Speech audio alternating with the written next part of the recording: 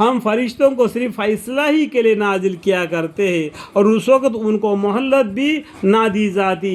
ہم نے قرآن کو نازل کیا ہے اور ہم اس کے محافظ ہیں۔ دیکھو ہم کا مطلب کیا ہے؟ اللہ تعالیٰ، ٹھیک ہے، اللہ تعالیٰ نے قرآن کو نازل کیا ہے اور اللہ تعالیٰ اس کے محفوظ ہے، حفاظت کریں گے۔ اِنَّا نَحْنُ نَزَّلْنَا الذِّكْرَ وَإِنَّا لَهُ لَحَافِظُونَ۔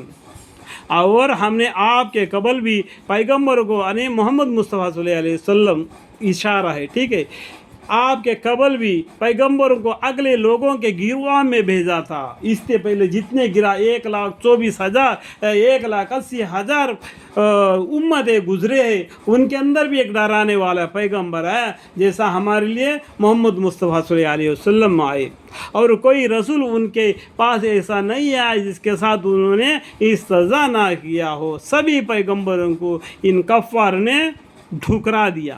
اس طرح ہمیں استہزاء ان مجرمین کے دلوں میں ڈال دیتے ہیں جس کی وجہ سے یہ لوگ اس قرآن پر ایمان نہیں لاتے، اور یہ دستور پہلے ہی سے ہوتا آیا ہے۔ یہ دستور معلوم ہے کہ باپ نے کیا تو بیٹا نے کیا، بیٹا نے کیا تو پوتا نے کیا، پوتا نے کیا تو پھر اس کا بیٹے نے کیا۔ یہ دستور پہلے سے ہوتا چلے آیا ہے۔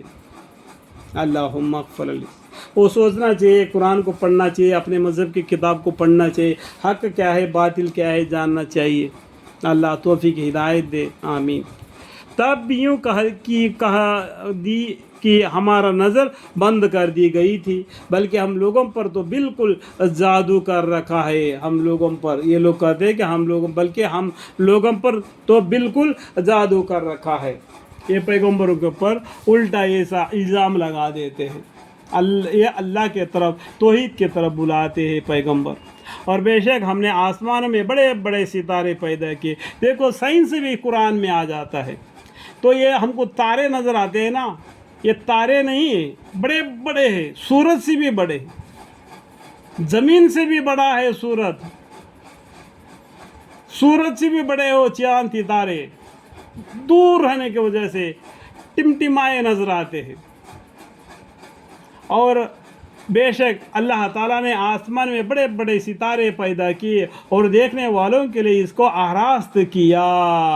ہم کو رات میں ہم آسمان کی طرف دیکھیں گے تو بالکل پیارا سا نظر آتا ہے آسمان، قریب والا آسمان۔ یہ بڑے بڑے ستارے ہیں، بہت دور رہنے کی وجہ سے ایسا نظر آتے ہیں۔ چاند ہمارے سے ذرا نزدیک ہے، اور سورج وہ اپنے اپنے جگہ پر ٹھہرے ہوئے ہیں۔ زمین سورج کے ساتھ چکر لگاتی ہے، جس کی وجہ سے دن رات بدلتا ہے۔ چاند زمین کی طرف سے گھومتی ہے، اسے ہم مسلمانوں کا سال کا گنتی معلوم کر لیتے ہیں۔ چاند اپنے نور سورج سے لے جاتا ہے، بارود ہے سورج سے دن میں چاند سورج سے دن میں روشنی لے جاتا ہے اور رات کو پھیلا دیتا ہے، اس لیے ہم کو آرام محسوس ہو جاتا ہے، ٹھیک ہے۔ اور اس کو ہر شیطان مردوں سے محفوظ فرمایا۔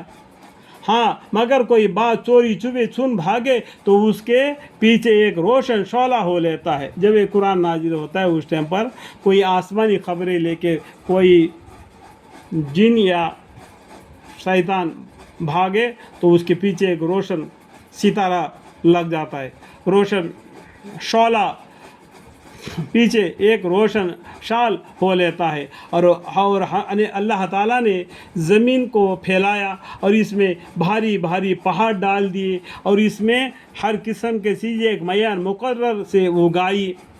یہ دیکھو زمین کے اوپر ہے نا پہاڑے ہیں، یہ پہاڑے کیا ہے؟ میکے ہے۔